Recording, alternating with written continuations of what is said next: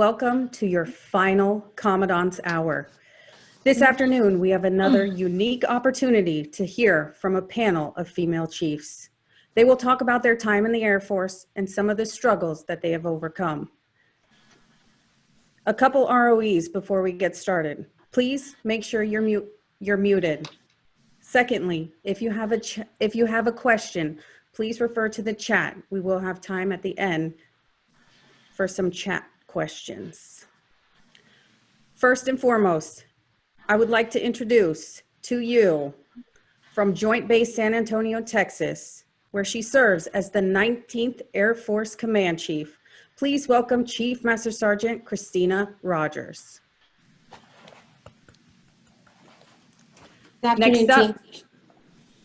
Next up, she serves as the Chief Enlisted PME at Thomas N. Barnes Center at Maxwell Air Force Annex in Alabama. Please help me welcome Chief Master Sergeant Lauren Brock. Good afternoon.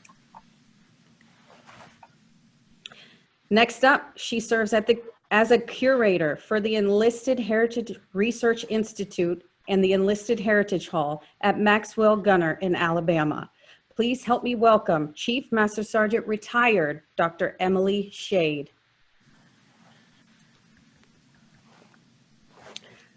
And last but not least, she is the Squadron Superintendent for the 305th Operations Support Squadron, Joint Base McGuire-Dix Lakehurst in New Jersey. Please help me welcome Chief Master Sergeant Andriea Cook. Thank you. Ladies and gentlemen, I'm Technical Sergeant Christina Dixon, and I'll be your MC for the event today. Chiefs, I want to go around the room real quick, and you can give your welcoming. So Chief Rogers, we'll start with you, ma'am. Hey, good afternoon, team. Happy to be here with you all. I'm looking forward definitely to the conversation and the connection. Coming to you from Joint Base San Antonio, Randolph. A little bit about me personally outside of the bio. I'm married, have 4 kiddos, 26, 22, 15, and 10. Our oldest daughter is serving in the Air Force, stationed out at Aviano. My husband's retired in 2015. And our only son is in his final year at the Air Force Academy. So the Air Force is what we do and what we know. Definitely looking forward to, again, the questions and the conversation moving forward. And thanks for having us. Chief Brock, you're up, ma'am. Good afternoon. Thank you so much for having me. I'm so humbled to be here and be among such good company. As she stated, I'm Lauren Brock. I work at the Barnes Center in EPME. I have 2 daughters. I have an 18-year-old who is in her first year of college, and so I am so excited.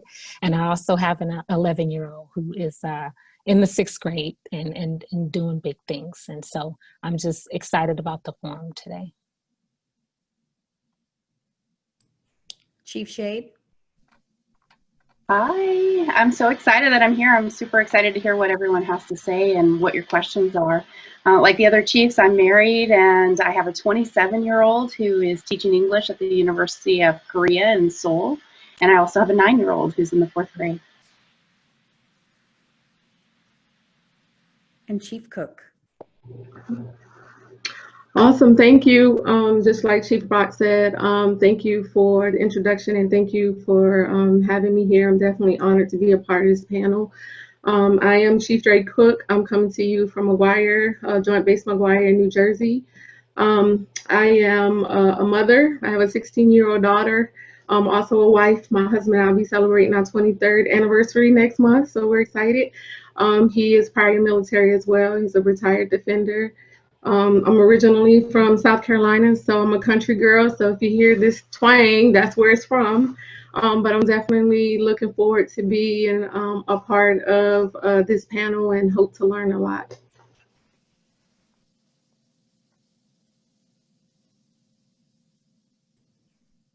All right, again, welcome, Chiefs. We are so happy and so blessed that y'all could join us today. So let's just jump right into it and get in some nitty and gritty. questions. So first question, what has been your most challenging experience in your career as a woman? Chief Rogers, we'll start with you, ma'am. Hey, thanks for the question. So what I would, I thought about this question a lot.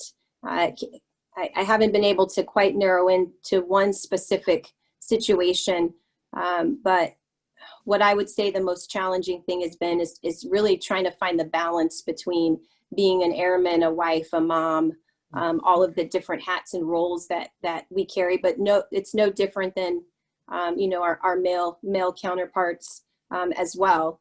Balancing my husband's career along with mine, kids in every age group, family separation between deployments, as well as a few assignments where we had to serve separately. That takes it takes a toll on you personally. It takes a toll on your relationship, and sometimes it affects how you serve and how you perform. And so all of those things play a factor. And I would say over the course of 24 years, that for me has definitely been probably one of the biggest challenges.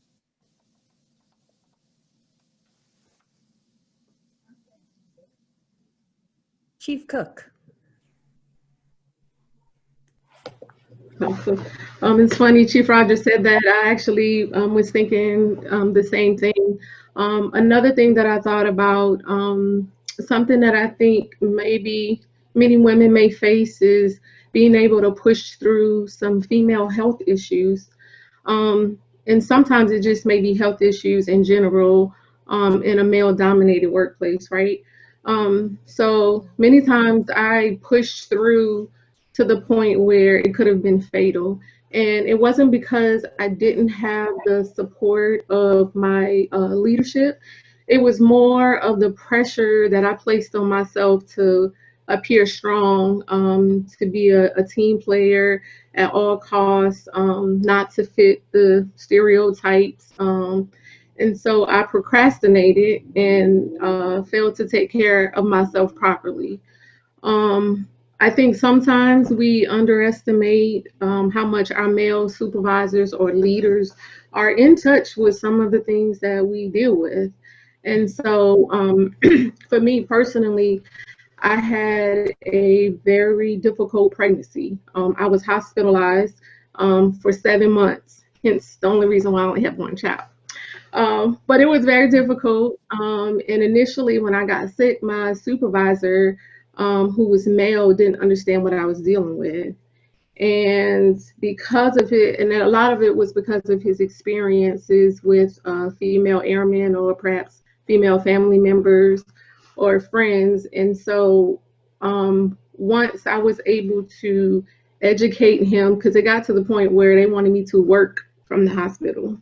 And so once they were educated on some of the complications that I was having and the diagnosis, then they became very supportive. After about 5 months, they became very supportive and was able to learn from their mistakes and move forward. But the biggest thing for me right now is, like Chief Rogers said, being a mother, being present, being a wife. And I think a lot of times when you have a spouse who was military, a lot of times we can take that for granted. I could speak for myself. I would work long hours, and my husband never complained, but I didn't think about the family because he was pushing me to, go out and do what I need to do and being very supportive. There were times when I look back now that my daughter is 16 that I missed a lot. So that was probably the two most challenging things that I had to face. Mm-hmm. Awesome. Thank you for that, Chief. Chief Brock. I think just as these ladies have explained, when it comes to finding that balance, finding yourself being present when you need to be present, and then most importantly, knowing when to say when in some situations. And part of that is just the vulnerability. You want to do right by everybody. You want to give everyone 100% to include family, co-workers, random people that you may meet or have an encounter with that you just want to be able to take care of. But sometimes you have to remember that you have to put your mask on first. Sometimes you have to remember that you're not valuable to anyone unless you take care of yourself. And that's where the vulnerability comes in. And sometimes I struggle with that. And I think, some people do oftentimes because they want to be there for everybody, but you are not of value to yourself if you don't take care of yourself and make sure you regroup and come back and give your authentic self to someone. So I think that's been some of my biggest challenges. Awesome. Chief Shade.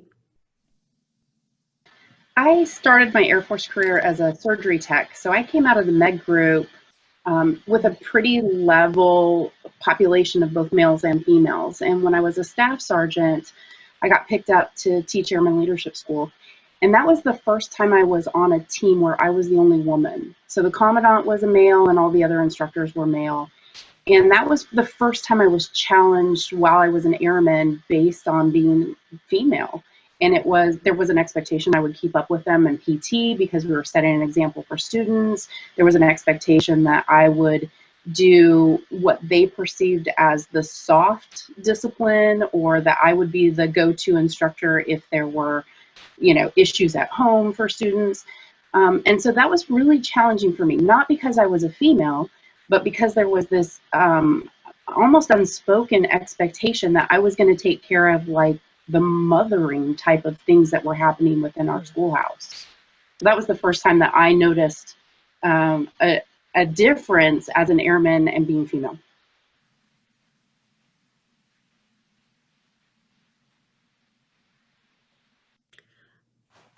I'm glad y'all brought up the physical side of things, because that transitions us right into our next question.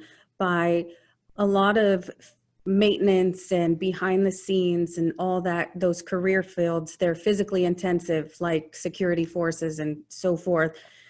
And when a woman becomes pregnant, it's hard for her to get on the flight line and turn the wrench and do those physically induced things that their male counterparts are doing year in, year out.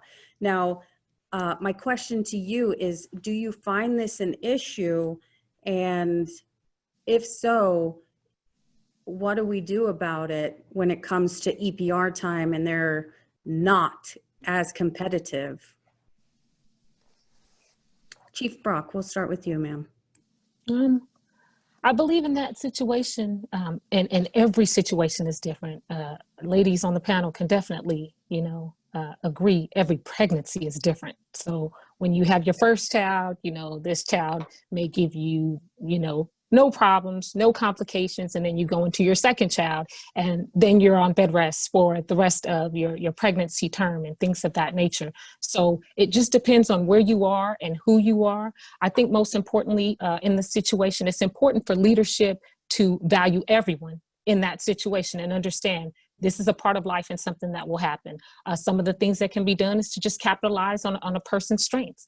They may not physically be capable of doing certain things, but on the flip side of that, they can always help the mission. And that's where you're going to have to look, be engaged, know that person, know their limitations, but also know their strengths, and be willing to have those conversations, have those relationships with other aspects and other entities to make sure that they're still being utilized. And most importantly, that they feel valued. Pregnancy is not a handicap.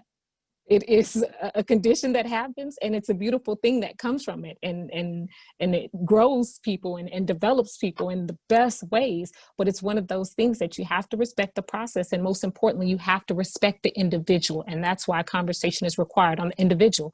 What is it that you're capable of? What is it that you'd like to see happen while you're pregnant? What do you feel is not too much for you in this particular environment or what you're doing? And I think the most important thing is having a conversation, and then again, valuing that member and matching those talents and making sure that they're utilized. Chief Cook, in your original answer to the first question, you talked about being on bed rest for the 7 months. How did that not affect your EPR and how you rated against your peers? Okay.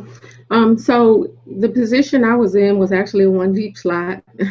I was by myself as a staff sergeant, and very, very small squadron. But I did have a supervisor who kind of took all the things that I did before, and my EPR was pretty weak. Of course, I spent 7 months in the hospital, and with the convalescent leave, all that stuff. So I had been out of work for a while. So my EPR was pretty weak. But in those situations, like Chief Brock said, I think we have to capitalize on the strengths of those individuals.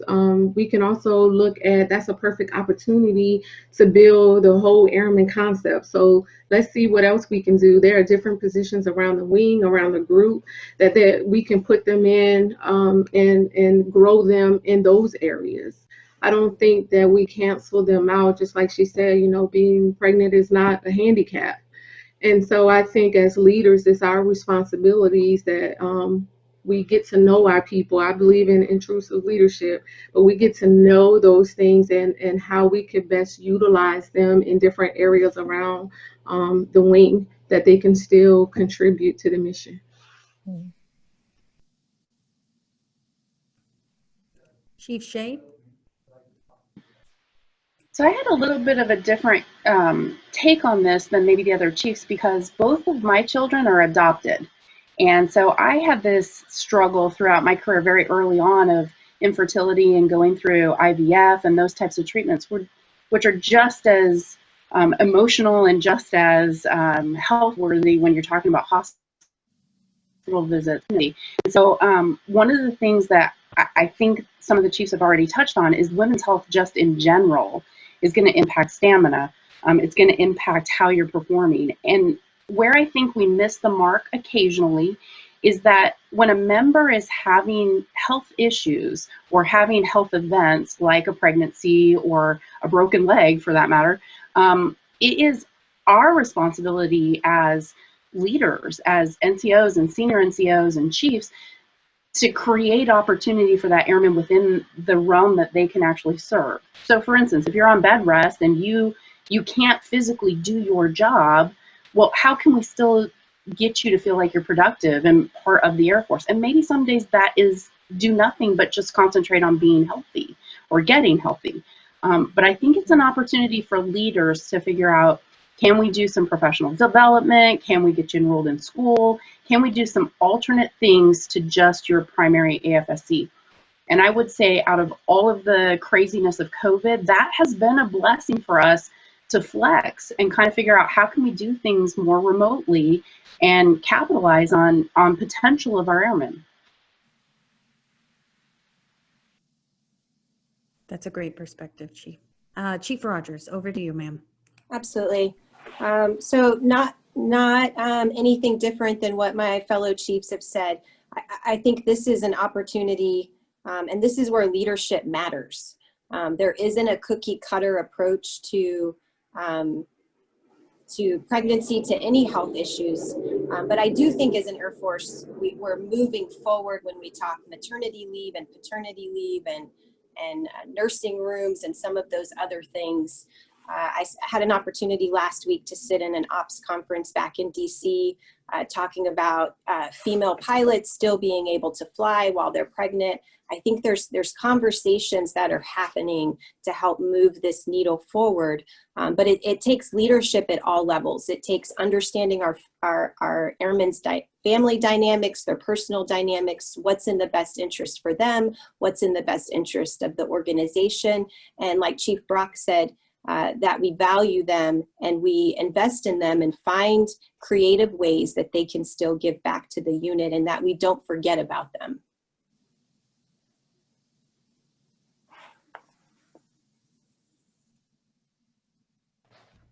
Awesome. Our next question is your advice to younger women pursuing careers. What would it be? Would you change anything that you have done in your career? And just give them a pathway and advice. We'll start, Chief Shade. my advice to any female in the Air Force and the military, and my advice to just about any airman, period, regardless of your gender, is do what you're good at. Do what you're passionate about. If you're not passionate about the career field that you're currently in, there are such great opportunities within the Air Force to change that for yourself. And for the women, I would say don't use being a woman as a crutch. You can contribute just as much as anyone else.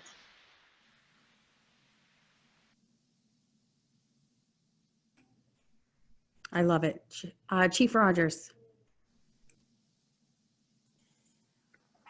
I absolutely agree with Chief Shade as well. What I would offer to the group that I didn't necessarily follow early on in my career was that you need a tribe. You need a network of folks to surround you, male or female. I would definitely recommend a combination of both, because both are going to be able to give you different perspectives moving forward. I would say early in my career, I thought I could do it all by myself. And I attempted to, and sometimes I was successful and sometimes I wasn't.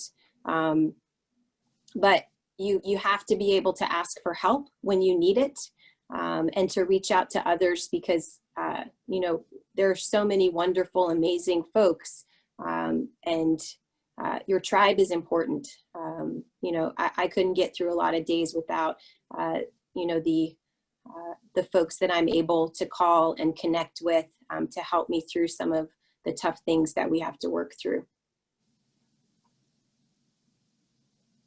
Chief Brock. I definitely agree with Chief Rogers and Chief Shade in regards to, you know, their comments. And I think it's real important to be comfortable with who you are and surround yourself with good people. You know, surround yourself with people that on your darkest days are going to be there with kindness and grace and lift you up. I read something the other day and it really resonated with me, and it said, happiness is an inside job. Don't assign anyone else that much power over your life. And it's such a true statement when you think about what you're coming in and what you're going to be tasked with doing. You just want to make sure that you are happy internally and you are moving forward. But then, of course, you share that. We are always stronger together. And I think that's real important for people to understand. As you lay that foundation, we are always stronger together.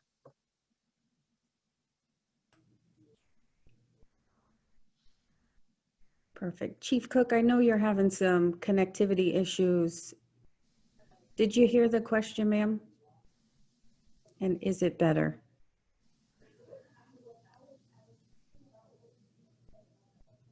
Chief Cook?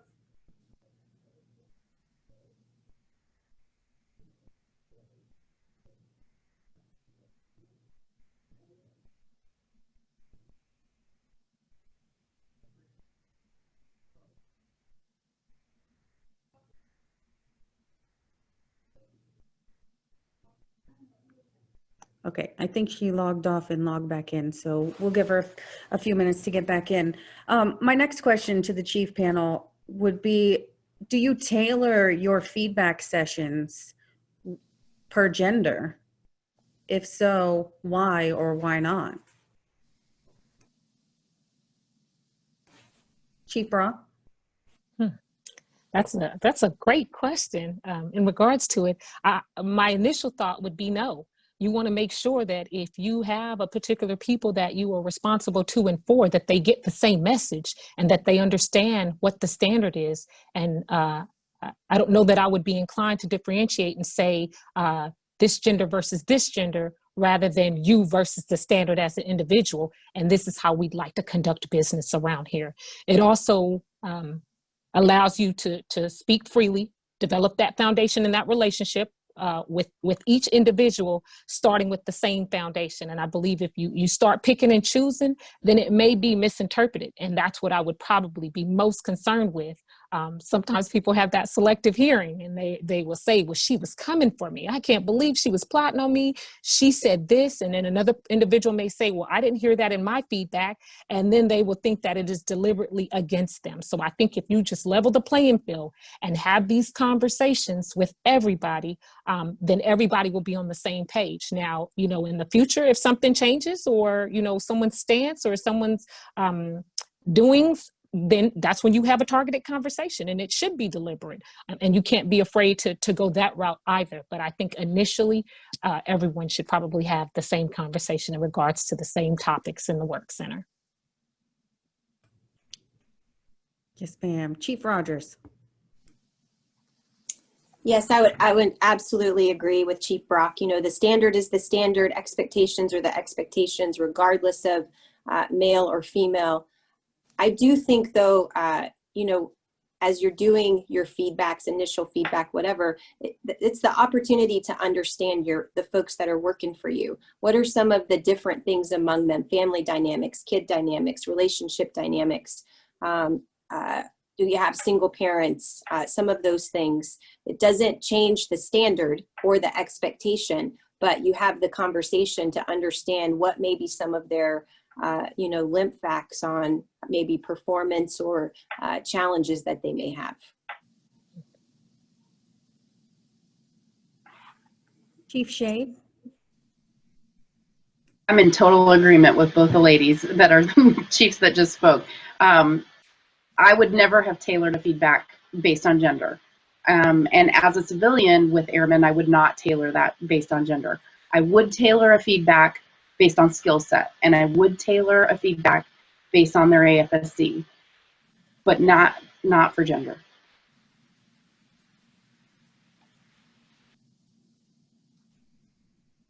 Awesome. Now, we have about 320 NCOs here with us right now. And what comes to mind is we all get told that we're the backbone of the Air Force in everything. Now, where can we improve? Where are NCOs falling short, in your opinion? And what can we do better? Chief Shade, we'll start with you, ma'am.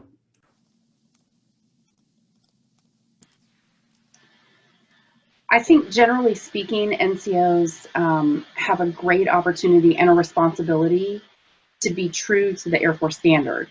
And we let some of the diversity or divisive issues that could be happening, specifically based on gender, since that's the topic of the discussion, we let that get in the way. It's awesome that we have diversity, and it's awesome that we have differences. That's what makes us amazing as an Air Force, as an organization, as the United States of America.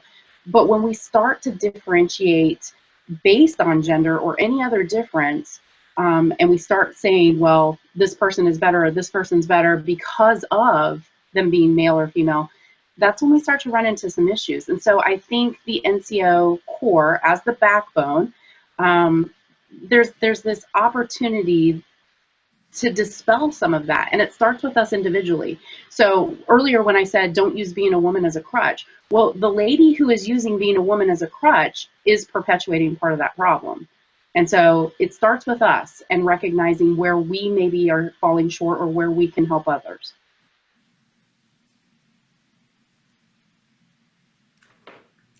Chief Rogers, the question.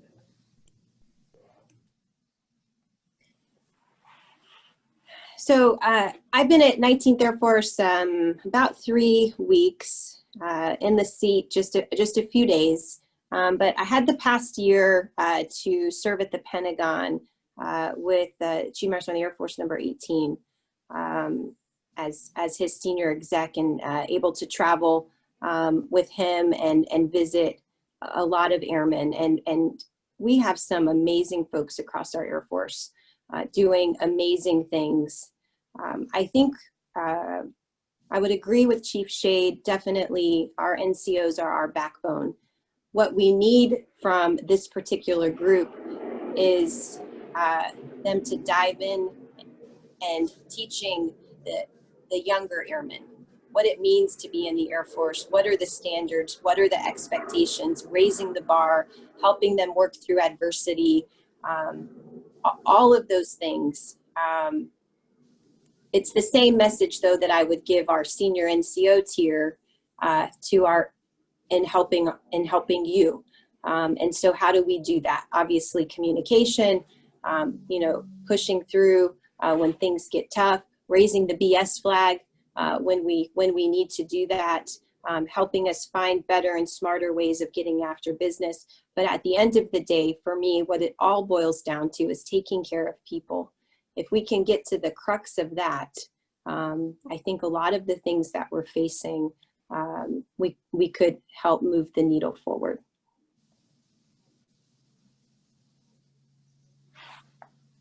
And Chief Brock. I absolutely agree with the ladies in regards to this one. I think leadership at your level is a responsibility to everyone, but sometimes we lose sight of that. And our most important asset is always going to be the people we serve, but it's important that you know these people, that you value these people. And part of that is just leadership at your level. You don't want to look up and make expectations of your leadership and say, hey, fix this for us. If you are capable of fixing it at your level, then that is what I would recommend. Leadership at your level. And how do you do that? Once you establish that foundation, build that relationship with the individuals that you serve, then you'll know strengths and weaknesses of the organizations. You'll know capabilities and blind spots, and all of those things that are in your scope is kind of where you have to get in and move forward. And again, we are stronger together. So if you are moving people with you, then you are moving the mission with you. But that requires leadership at your level. And I think for the NCO Corps, being the backbone, we will move together if that's done.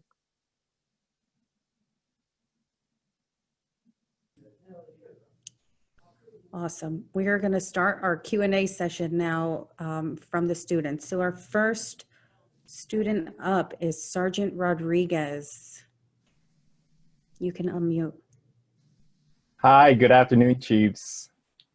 So my first question is, I'm Sergeant Rodriguez. I'm from 421st Combat Training Squadron, JBMDL, Flight 17 NCOA, Mission to Mars. So my question is, define a great leader. What are some traits that you think great leaders possess? And then would you share an example of a leader in your past that has affected you?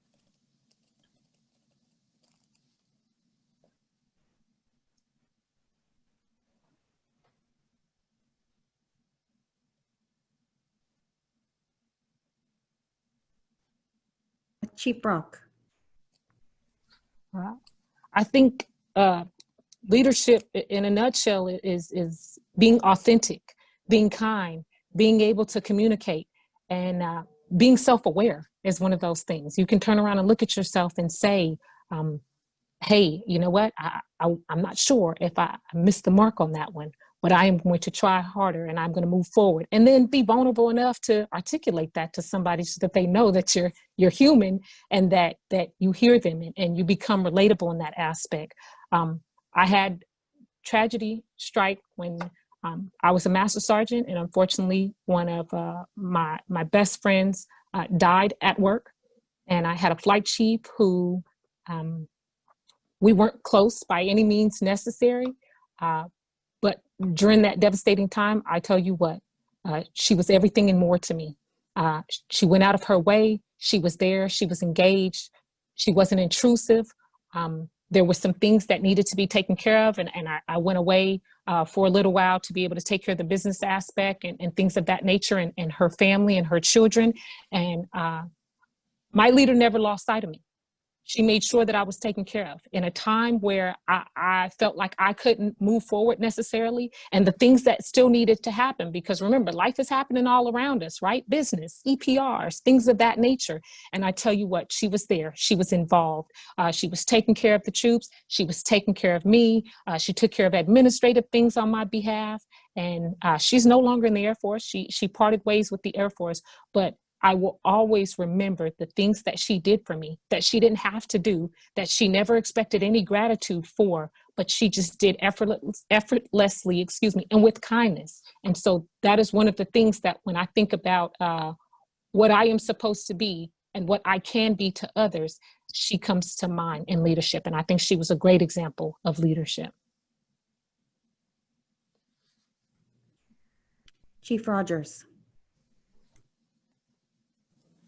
Yeah, so what comes to mind for me when I think attributes that define leadership, compassion, availability, authenticity. I really like Chief Brock's word of kindness. You never know what somebody's going through, so always be kind. A word that I try to live by is grace. Grace with others, grace with myself. Again, you never know the challenges that somebody is facing. So instead of, hitting them head on, kind of step back from the situation and evaluate. Compassion comes to mind. I like the word self-aware, but the other thing too, I would say is, they're the example of what right looks like. When I was a young staff sergeant, I found myself, going through a divorce at a very young age, a single parent, getting evicted from an apartment, not having a lot of money. And I worked for a senior master sergeant that didn't give up on me, that, made sure I was able to eat, that I was able, to have gas in my car, thinking about, just the little things. I was 23 years old, petrified, didn't really know what to do, and helped me work through that. And anybody else, they could have just, let me to my devices and allowed me to work through that by myself. But that had such a huge impact on me as I moved forward and started leading people, that it's the little things that count, and it's the little things that people remember. You never know how you're going to impact people. It can be, as small as a hello in the hallway, or it can be as big as, what this senior NCO did for me many years ago. So always be mindful that everything that you do, people remember for the good or the bad. So true. Chief Shade. A fantastic question out of Sergeant Rodriguez. I would expect nothing else from him. And I would love to say Chief Rogers has a beautiful way to put it. The word grace encompasses so much, and I just think that is actually the best way that you can actually state this. But for me, a leader is compassionate and authentic, and specifically in the military, you should have an expectation that your leader is going to give you what their expectation is, tell you what their standard is, and then move out of the way and let you either meet that standard or exceed that standard. And there should be an expectation that they will correct you if you're failing to meet the standard. And so an example of somebody that was a leader within my world was when I was a master sergeant. I was the senior enlisted aide to a 4-star general at USAF. And that general took me aside and said, "You're not getting a stratification on your senior master sergeant EPR, because I see that you are not fulfilling your senior NCO roles here, here, and here." And I will tell you, in that moment, that was devastating. It stung so badly. And yet I grew more under that particular supervisor than I probably grew under any other supervisor in the whole 25 years I was in the military. And it was because as a 4-star general, he was taking the time to know me, he was authentic, he told me what the standards were, and he corrected me when I wasn't meeting those standards.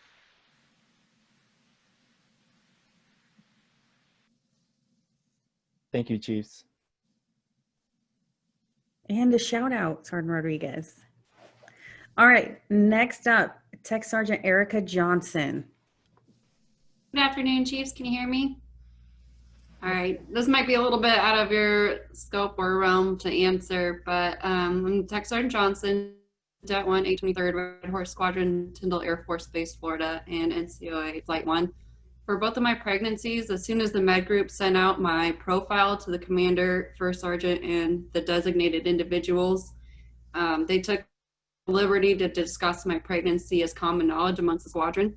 And in both instances, this was before my first OB appointment that would determine whether or not I had a viable pregnancy. I know several other female airmen that have gone through this situation. And my question is, what options, if any, do females have to protect their privacy during the early stages of pregnancy, other than the patient advocate? Chief Shade.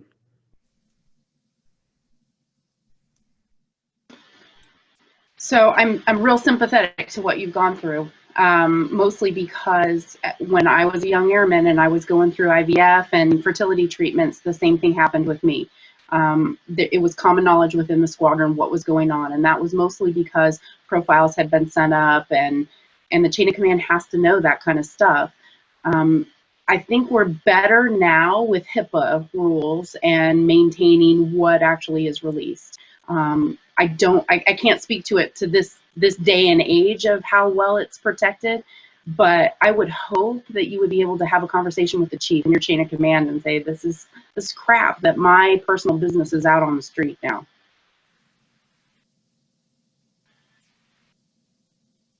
Chief Brock.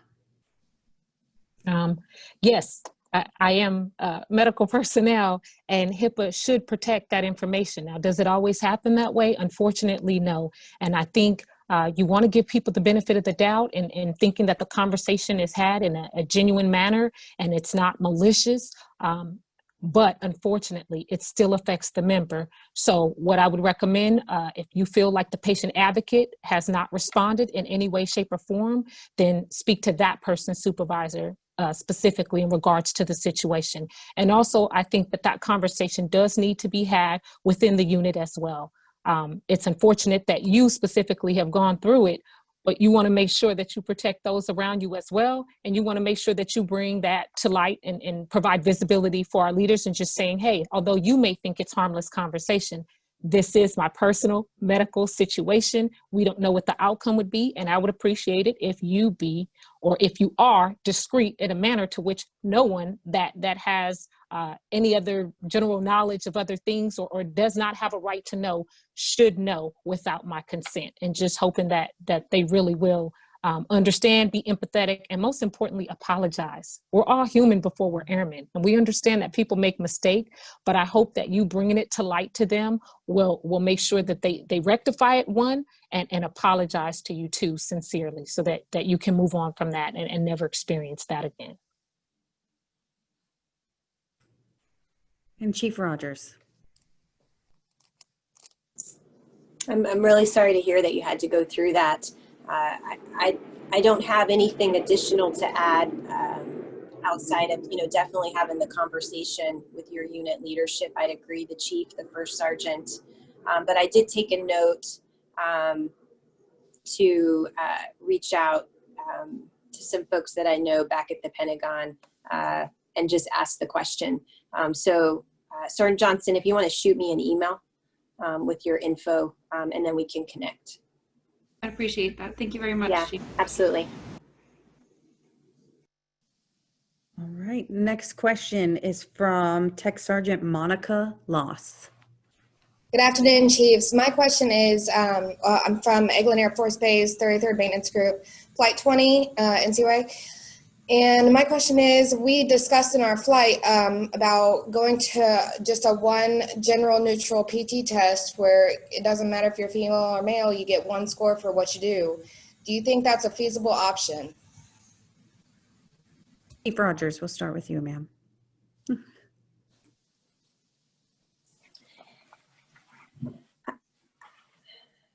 I can't say if it's feasible or not. I think it may depend on, the different parts of the test.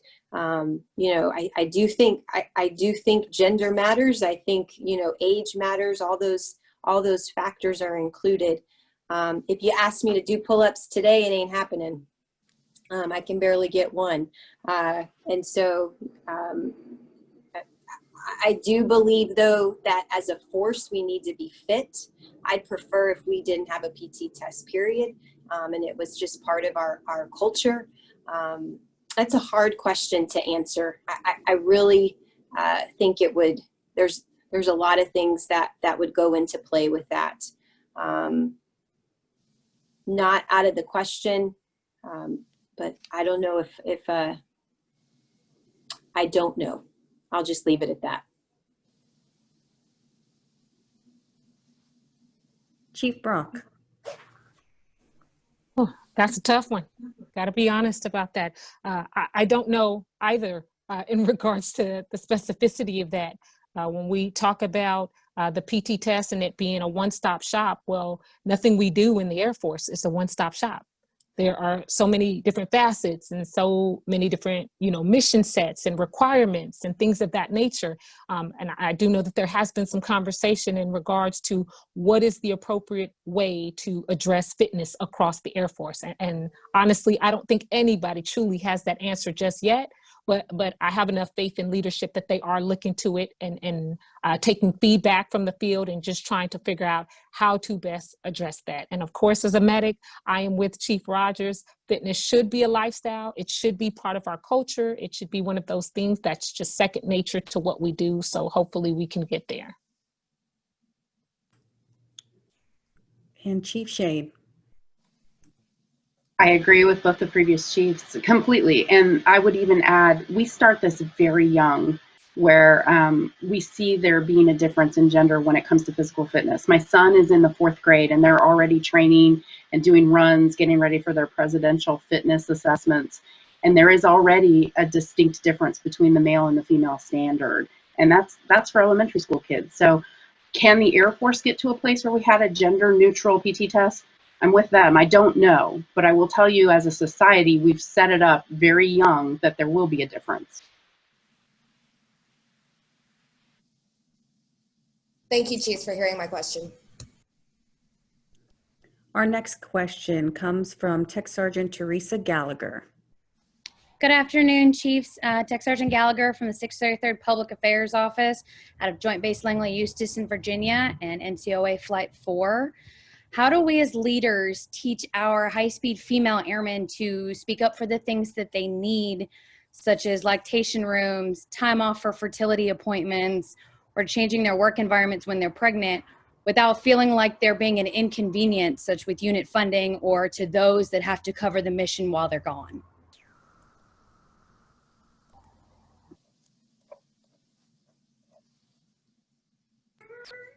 Chief Brock.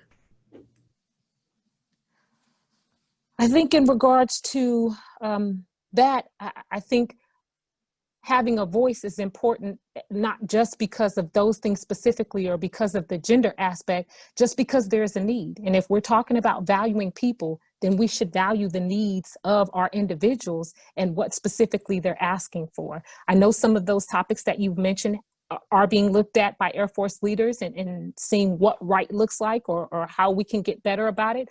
But I think, again, leadership at that level and them having that trust to be able to come to their leaders that are in the closest proximity and just say, hey, this is my need right now. I am asking. And of course, it not being at the convenience of the person and just saying, hey, I'm doing it just to be doing it because I can, or I'm a female. There's an actual valid need. And then of course that relationship established amongst coworkers, just like anything, when you respect your coworkers, you're gonna lift them up in their time of need. So no one will feel as if other people are picking up the load. People will be more than willing to help out because that's part of lifting each other up and taking care of and the respect that we have for each other in the work center. So hopefully we can set that precedence there and just reminding them that they do have a voice, they are valued, they can be heard, and it can be for anybody in any situation. Chief Shade. I think this boils down to it being a leadership opportunity to helping our airmen find their voice and be bold and confident in their requests for what they need, and not necessarily just for what they need for themselves, but what they need for their airmen that are going to come after them or the airmen that are currently serving with them. When we take that opportunity to train people or teach people or show them how they can be bold and how they can be confident in these requests, that's when we see a more open dialogue between higher echelon leadership and lower echelon leadership. And I think that that's value added to the entire unit.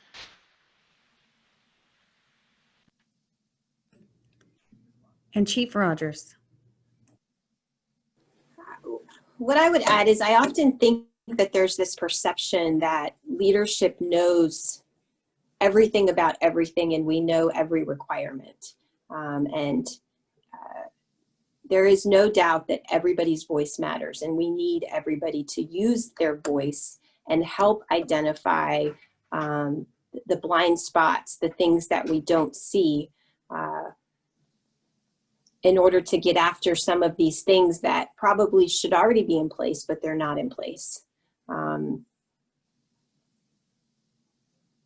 We can't be afraid to ask for change when it's needed. And if we are, then we've got to look at the climate and culture that we've created. If our airmen show up to work every day and they're afraid to speak or ask for a change, or they see a violation, or they're not held accountable, we're creating an environment that's unsafe and where our folks don't feel included. So we've got to be very careful with that. Everybody matters. And so we've got to ensure that everybody's included and stand up for each other. Thank you, Chiefs. Our next question will come from Tech Sergeant Malika Robinson. Good afternoon, Chiefs. Thank you for the opportunity to let me ask my question. I am Sergeant Robinson from Nellis Air Force Base Red Horse Unit, currently in NCOA Flight 1. So my question is, we learn and we talk a lot, of course, in our Air Force careers about how things are improving, how changes are going to happen, and what things we expect to see in the future. But within your careers, what changes have you seen? What differences has the Air Force made, or what significant changes has the Air Force made since you came in as a young airman to your level now? Chief Rogers. Yeah, so I would say a few things that I've seen. I've been through, let's see, 3 uniform changes. Maternity leave when I had my kiddos was 6 weeks. And there was, a 6-week period where you needed to get back in shape to take your first fitness test. That's drastically different than what we experience today. The PT program when I came in was riding a bicycle, not running around a track. And I failed that bicycle ride every time. Obviously, some of the home basing follow-on assignment program, a lot of the family initiatives, we just saw this assignment custody, mill-to-mill assignments was a little bit difficult back then. Those are the things that come to mind right off the top. Chief Shade. Sergeant Dixon, I'm sorry to cut you off. Just to let you know, we also have Chief Cook back as well. Thank you. Thank you, sir. Chief Shade. So I would say one of the things that I noticed the most over the 25 years was more female chiefs. When I first came in, I didn't see any female chiefs. And, the history girl in me knows that there was a female chief back in 1959 when Grace Peterson made it, but I wasn't seeing it in my Air Force world. But when I made chief at my chief induction ceremony, the wing command chief and the Air University command chief were both female. And that was a marked difference from when I first came in. Another difference that I would say is that we have embraced having LGBT members amongst us in the Air Force. When I joined the Air Force, it was shortly after Bill Clinton had signed Don't Ask, Don't Tell. And so my paperwork at MEPS had these big black Sharpie markers marking out questions about whether or not I'd ever had a homosexual encounter that we weren't allowed to ask anymore. Now, fast forward through my entire career, and we are embracing those brothers and sisters in arms with open arms. Generally speaking, I know that there's been some policy changes with the transgender, but that's a big change to have seen within the military over a 20-year span of time.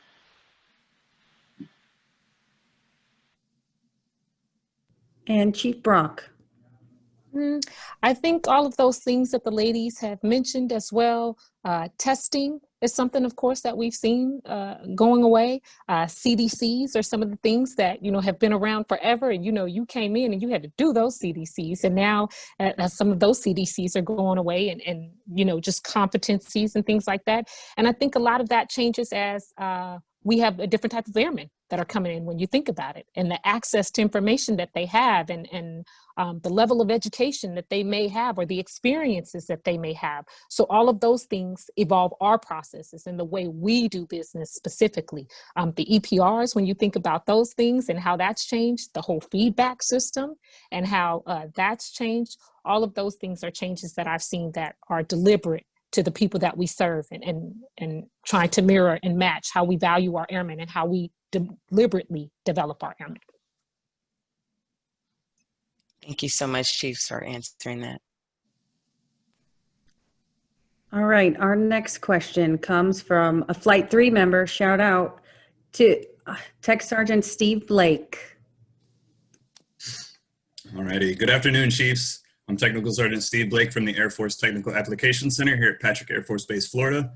And I'm NCOA Flight 3 with the best instructor in all of NCOA, Sheppard. And I just want to go ahead and ask my question. Here you go. Every airman's career is different, and there's no roadmap to making chief, right? We all know that. There's no easy solution to getting there. But we all probably have had an experience that was just from a completely just, I don't know, honest standpoint, the most impactful in our careers, whether it be a particular assignment or a particular position we held. And for me, it was definitely being a technical training instructor. So my questions for you, what were those moments for you in your careers? And no, this is not a shameless plug for DSD. However, I think it's pretty awesome. We'll start with Chief Cook. All right, I apologize. I am audio only. I was having some difficulties with the bandwidth for the internet. So to answer your question, for me, I was fortunate to be an exec for Chief Master Sergeant Victoria Gamble. And I was a tech sergeant at the time, and she made a huge impact in my life. She challenged me to know what my purpose was. When I found out what my purpose was, not just in life, but with my career and how it aligned, I think that is when my career took a huge turn, for the better, of course, a 180-degree turn, because then I knew it was not about the accolades, it was not about the strat, it was not about the awards. She forced me to lead from the position of making an impact not only in people's careers, but in their life. And so for me, I feel like my career, I'm where I am right now because not only that I'm standing on the shoulders of giants, but I was able to really walk in what I'm supposed to be doing with people. And I think I encourage all of my airmen, NCOs, senior NCOs alike, to know your purpose. You know, we wear this uniform. Yes, we support, defend the Constitution of the United States, but we have a purpose. We're here for a reason. And I don't take that lightly. I want to be able to impact the lives of the people that I lead, the people that I encounter. And so for me, that was probably the most impactful experience that I had. It really changed the way that I led. It changed my whole thought process. And honestly, I feel like once I caught that vision, things just were even more positive for me. If you don't mind me asking, at what point in your career were you when you took that position as the exec? I was a tech sergeant. Over to you, Chief Rogers. Yeah, so what I would share with the group, so I shared about my immediate family. My mother and father were both in the Air Force, retired master sergeants. I had no intention of coming in the Air Force. My mom deployed between my junior and senior year of high school, came back from that deployment and was like, hey, you're going in the Air Force. And I was like, I don't want to go in the Air Force. She's like, you're going in the Air Force. And she literally drugged me to the recruiter. I was 17. She stood behind me and said, sign here on the paperwork. I was in delayed enlistment program my entire senior year of high school, graduated on a Friday, and 3 weeks later, I was sitting in basic training. And you know, if you ask her today, she would tell you that she made the best decision for me, just based off, you know, the career that I've had. I grew up as a personnelist. I did not have any developmental special duty during throughout my personnel background. Selected for chief, and the first step out of my career was my first chief job. I was the commandant of the PME center at Kadena. And for me, that was really the first exposure to airmen across our Air Force in all sorts of different Air Force specialty codes. And it really confirmed for me why wear the uniform, why we do what we do, and why you know, people and taking care of people matters. And so I would agree that you have to find your purpose. I was, you know, blessed to have so many great mentors and folks guide me throughout my career. You know, some of them saw me and saw something, and sometimes it was the other way. I saw them and wanted to emulate them. So I think you have to find those people to help you as you move forward. Chief Brock? I think for me, it was in fact in PME, and I was at the Airman Leadership School level, and to say that they were smart and diligent and relentless and witty and all of these things, those senior airmen, they really opened my eyes to a whole new world across the installation and what they were capable of. And as an instructor, you're taking care of them, but as students, they are taking care of you, and they are growing you, and they are developing you, and they are bringing you their issues and their expectations. And guess what? You are working to meet their demands. And I think that was my initial thought in I can do this. I can do this long term. And then that year came around, and it was promotion time. And I didn't make it that year. And I was sitting at the pharmacy one day, and this chief, and I think the chief was on the installation for maybe 2 days. He sat next to me and he said, hey, I noticed your name wasn't on the promotion list. And I said, no, sir, you know, I've had a rough year. I've had some family things going on and everything. And he said, I'm sorry to hear that. Did those situations resolve? And I said, yes, they did, but not without its toll on me. And he said, okay, moving on. And I was like, you know, and I remember starting to cry, and he said, listen, I'm real proud of you, and I'm proud of what you're doing right now and where you are. But if you don't go any further, then you can't open the door for anybody else. And he said, so think about that. Think about that this year when you are working to be better, not just for yourself, but for these airmen that you're out here taking care of and that are taking care of you. And that has stuck with me forever. And after that, I just knew that was my purpose. My purpose was to grow, to be able to open the door and bring everybody along, just like he was trying to bring me along at the pharmacy that day. And Chief Shea? My pivotal point was also regarding PME, but it was when I became an ALS instructor. That was a crucial time in my career to make that decision of whether or not I was going to stay in for the long haul. And I loved teaching. I took to it like a duck to water. I loved being behind the podium. I loved interacting with airmen. It just felt right. It was perfect, a perfect fit for me. And when I had to leave that job out of a control tour, I just was hungry for the next job that was that fulfilling or that I was that passionate about. From a different perspective now, you fast forward to having been retired for 18 months and having served a full 25, I will tell you that that ALS instructor part had the longest impact out of all of my Air Force career, because I still to this day have people who come into the Heritage Hall, whether they're attending the Senior NCO Academy, or maybe they're at the First Sergeant Academy, or they're at the Chief's Leadership course, and they come through the doors and they recognize me and they say, "You were my ALS instructor," or "You said this in a flight room that changed my life or changed my perspective on the Air Force."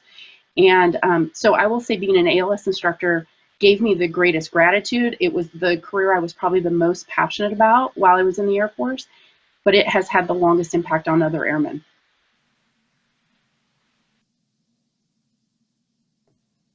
All right, thank you, Chiefs. I appreciate it.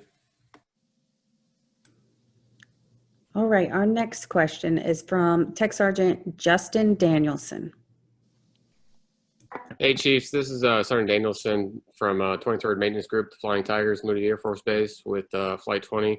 I would love to ask you my questions, but I'm going to send it to Sergeant Jones with my fellow Flight 20 classmate. I think his question is a little bit more important, so I'm going to hand my time off to him.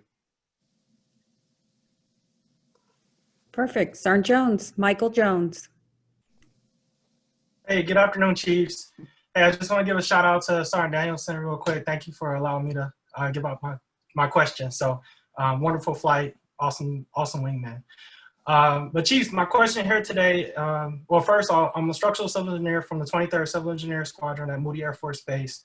Again, Flight 20. My spouse, she's a very sharp NCO. She's a very sharp tech sergeant, but she'll also burn herself out from time to time, again, you know, in order to take care of her troops and, you know, her workload and the requirements, you know, from the Air Force. So some of the chiefs have mentioned on the panel that they stated that they have been mill-to-mill or are currently mill-to-mill. Basically doing your careers of having troops, busy workloads, ultimately taking care of your people combined with the task of taking care of yourself and your family. Has your spouse, who understands you but also understands the Air Force mission, try to have a conversation with you about the balance? And from your perspective as a woman who's basically made it through the ranks, what do you recommend or suggest to a mill-to-mill spouse how to handle this situation? Chief Rogers. Yeah, thanks for the question. That it's really a good question. So I mentioned my husband retired from the Air Force in 2015. He served almost 23 years. We met when we were young staff sergeants, had 4 kids, balancing both careers. We used to have this conversation a lot. Because exactly as you said, you're burning the midnight oil, right? You have your family obligations with your spouse. If you have kids, then the airmen that you're responsible for, as well as the job that you have. My husband would call me on the carpet quite a bit. And early in our marriage and career, I wouldn't listen to him. I'd give him the Heisman and just tell him, you know, this is what we have to do. But as our kids got older, and it started just affecting me personally, it started affecting our marriage, it started affecting how I was parenting, I really had to take a step back and look at how do you find that balance? And so my husband and I had to have some hard conversations about, hey, there's a give and take here. The responsibilities at home shouldn't always be on me, and it just naturally, you know, ended up that way. And so he had to step up and help out and allow me some space to take care of me, whether that was being able to, you know, go to the gym in the morning or being able to have some quiet time in the evening. We had to kind of work through that personally. It's a really good question. It's a hard balance. You know, as we were moving through the ranks, you know, if you just talk education and going to school, we oftentimes had to kind of flip-flop in that. We weren't ever really in school at the same time or volunteering for the same, you know, at the same time. But it's a tough balance. My best recommendation to you is to keep talking about it, keep the lines of communication. And, you know, a spa day every now and then for your spouse probably isn't a bad thing. Chief Cook. Oh, yeah. So my husband retired in 2013. Security forces defenders deployed all the time. And so for us, in the very beginning, it was very difficult. He was gone a lot. I practically raised my daughter in the office. So much so, I think she grew up, she could do my job. It got to a point, though, that we had to learn work-life harmony. And so there's a time to surge, and then there's a time that you have to set aside for your family and for yourself. And I think a lot of times as male to male, or having a spouse that's prior military, sometimes it's difficult because they really, really understand us on a different level, having known some of the challenges we face. And if your spouse is like mine, he really didn't complain a lot. For him, he's been my biggest cheerleader. So he was pushing me, but I got to a point where I realized when I started to see my daughter do certain things, whether she learned how to cook, she had games and I was missing them. And I had the mommy guilt. Like I really had to take a step back because I missed so much. It was almost like, from the deployments and when he retired, we kind of did like a handoff. All right, you got her. And then I went and I was doing my thing. But now I think we have done a way better job of knowing and understanding, okay, hey, this is the week I'm going to surge, or this is the day I'm going to surge. And then you have to be deliberate about some things. When I got here, my daughter plays basketball. And I told my commander, I'm like, okay, she's playing basketball, and here their games are at 3:30. I don't know who decided to have basketball games at 3:30 in the afternoon, but I got her schedule, and so what we did was, okay, her 3:30 home games, I'm gonna make all of those. I'll try to make the away games. My husband would make all of those, but at least for the home games, because it was close to the base, I could go to the games. And so we sat down, we had that conversation. That was that expectation. And so when I had meetings or anything, I tried to make sure that I scheduled them around that time versus what I was doing before was scheduling my family around work. So there are some things that we have to do, no doubt. I'm not telling you that you can't do that, but I think just realizing and prioritizing those things that matter, knowing that, and explain to your leadership and your supervision, how important that is. And so I tend to have a lot of people that stop by, and I would talk, and then sometimes I would just talk through some of my appointments with my family, and I just had to start being deliberate.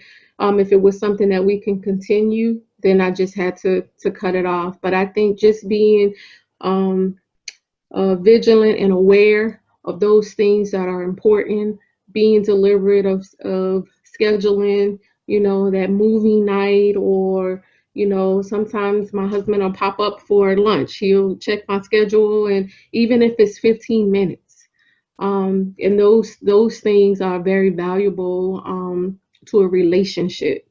So I think just knowing when to surge and knowing when to pull back and find that harmony. Everybody, it works different for each person. Chief Shade.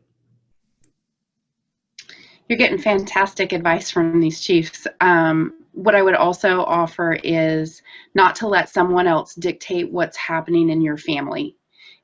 As a couple, mill to mill, you're making those decisions together, not only for your own individual careers, but for the health of your family.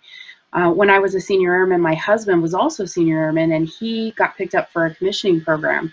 So we're living in base housing. I'm wearing senior airman, and at that point, he'd been commissioned and was wearing bars. So we have the senior airman and a lieutenant living in base housing together. And we actually got spoken to about it. And they told me I was going to have to separate, that there was not going to be a way for us to continue having mill-to-mill service officer to enlisted. And I know specifically they were addressing that fraternization, but I will tell you, I walked away from that conversation being very resentful that my career was less important than his career in that moment. I'm confident that when you have open conversations and communications within a married couple and you're making healthy decisions for your family, mill-to-mill works perfectly. But you have to have those conversations, and you have to be open to actually potentially giving and taking within the career field, and as you're going on through that career. Chief Gallagher, the 5th Chief Master Sergeant of the Air Force, once told me, Emily, service before self is not service in spite of self. And so when you're giving your all to the Air Force in service before self, you have to remember that when you're sacrificing your family for that, it's service in spite of self. So keep that in mind. And Chief Brock. What all these wonderful ladies just said. Fair enough, ma'am. All right. We're going to do one more question, and then we will go around the room and y'all can give closing remarks. All right. And our next question is Tech Sergeant Jonathan Sipanik. Hey, Chiefs. Quick question for you. Tech Sergeant Sipanik from the 57th Wing out here at Nellis, Flight 14. Do you personally believe that as females in positions of leadership and management, you have to approach that differently? Chief Shade, you talked about them kind of putting you in the mama bear type role when you got to PME. Do you think there is a time when that is necessary and or needed, or do you think everybody should lead the same, whether it's male, female? And to caveat onto that, do you believe if we're looking for an all-inclusive environment that it should be on the person in the position of power, their subordinates, or it's a maturity balance between the two? And how would you promote that? Chief Shade, we'll start with you, ma'am.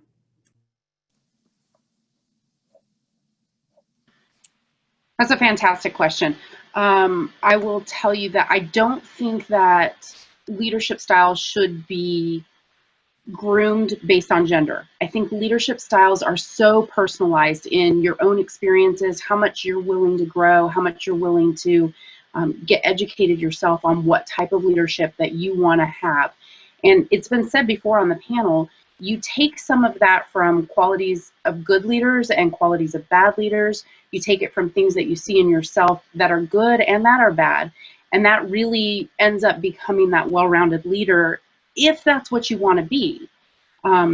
So you referenced when I was in the ALS position and I was the only female, and they kind of threw me into this mama bear role. Looking back at it in retrospect, the Commandant actually was really assessing my leadership style appropriately, because that's a role that I fall into very naturally in care and feeding of the people that are under me or around me. Even so much so that when I was stationed at the Pentagon, I was in Air Force General Officer Management as a Senior Master Sergeant.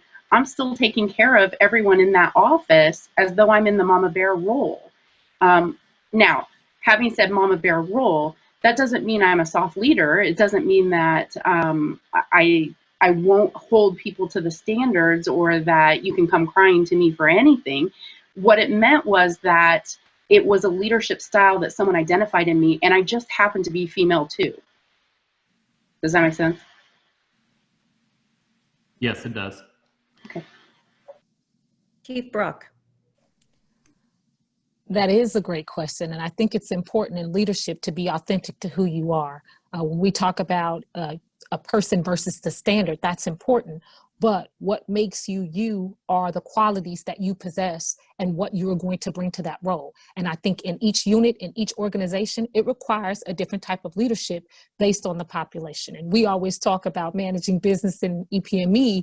We basically manage more relationships in that aspect, and that's what's important. So if you have a person who is analytical and they're just data driven and they don't communicate or articulate some of the things or translate it the best, then you're going to want to complement that with somebody who may be charismatic, somebody who who may be a high talker, or someone who is a blue personality or a gold personality. And it's all these qualities and different leadership styles that give an organization balance. If you have the same type of people doing the same type of things, then you get the same type of results. And that's exactly what we want to avoid in the Air Force. So I think it is a balance. I think it's based on who is already in the position of leadership, and then who they bring on, and then through attrition or through turnover, who you choose to work with. And that's just a part of talent management, I believe, and looking to see those qualities in people and saying, hey, you'd be great for this aspect, and that person would give this person balance in this aspect, and all of those attributes are what's going to keep your organization moving forward. So I think it's important that you value everyone, but meet them where they are. Value what they bring to the organization, and then utilize those talents. Chief Cook. Absolutely. I totally agree with everything that Chief Brock and Chief Shay said. I think one of the biggest things, and my mantra is to meet people where they are and lead them to where they need to be. And so when you in leadership, you're not leading based on gender. I talk a lot about situational leadership, you know, choosing the right style of leadership for the right people. So my expectations and my standards are not going to change because of your gender. The way I motivate, the way I coach, the way I mentor may change. If you look at, if you have more than one child, or maybe you have some siblings, you don't treat one, you have to treat them differently, but you still love them the same. And so I think that's very important in leadership. You know, sometimes it can be perceived as favoritism, but you have some airmen that require more attention, more guidance, whereas you may have one who's very independent. But I would definitely encourage you not to base your leadership style based on gender. And Chief Rogers. Yeah, thanks. That's a great question. I think the other point I'd like to make is, you know, we also have to be aware of the perceptions that we have about men and women leaders, right? If we go into, you know, a leadership followership relationship, and maybe the leader is a female, and we're expecting that person to, you know, be the mama bear, have very soft skills, or whatever you want to call it, and they're just the opposite. You know, you may walk away with a rub, right? Meaning, you know, you weren't expecting them to be a different way. You were expecting them to be soft. And then you may think that they're a bad leader because they weren't what you thought they should be. So we've got to, we also have to step back and think about, what do we personally think about when we're dealing with X female leader or X male leader? Are we carrying any perceptions into that? Because they may not be what you think they are. And I would agree with all the chiefs that have already spoken. There is not one standard leadership approach. It depends on the situation. It depends on the organization. It depends on the needs of the commanders that you're working for. All of that plays a factor. So, you know, step back and also think about the perceptions that you may have about the leaders that you're working for. Thank you very much. All right, Chiefs, we are going to do closing remarks. So Chief Brock, do you want to start us off? Sure. First of all, thank you so kindly for having me here. I think this is a wonderful opportunity for everyone to have cross communication and just learn from each other. I will leave you with this.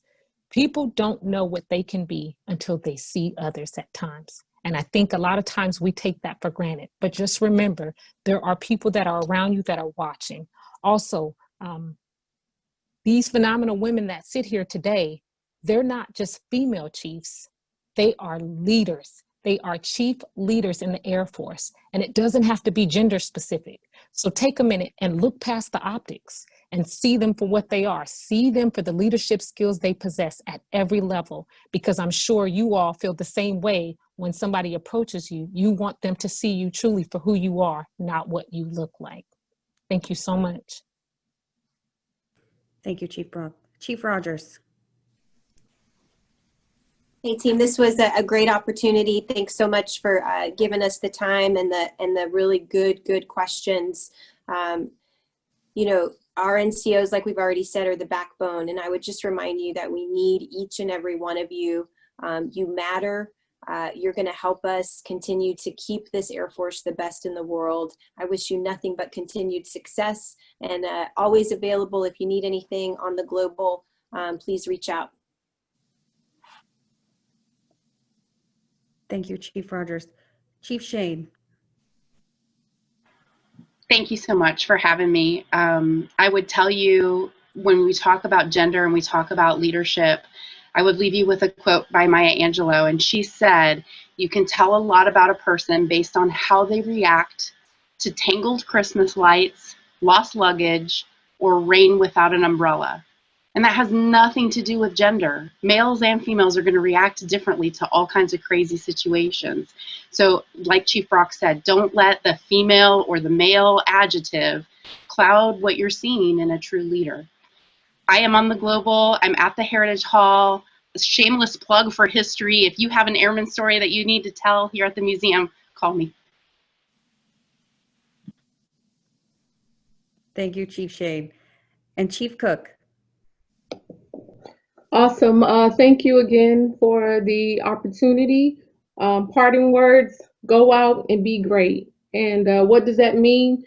That means you're always growing, you're resilient, you're an effective leader, and you're always promoting teamwork. And so NCOs, I would just ask you to never leave a posture of a student, because when you stop learning, you stop growing. I think about a story about 409, the cleaner, and how it was birthed. And it took the chemists 409 times to get the right formula. That's how they came up with the name 409.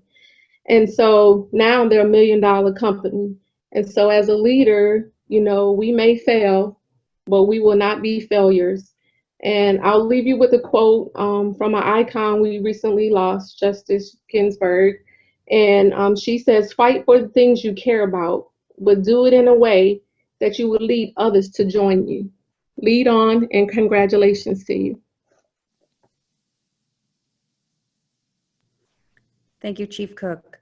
Again, Chiefs, thank you again for your leadership, your perspective, your truth, whether it was raw and down in the dirt, in the weeds. We truly, truly appreciate you getting down in the nitty-gritty of it all. Now to Class 20-7. This ends your Commandant time for today. Tomorrow is your graduation. What that means is that you show up to your flight rooms tomorrow at 0800 and you'll do feedbacks. So you are released for today. I wish you all a great afternoon, evening, wherever you are. Thank you for tuning in. Thank you for engaging. And again, thank you to the Chiefs.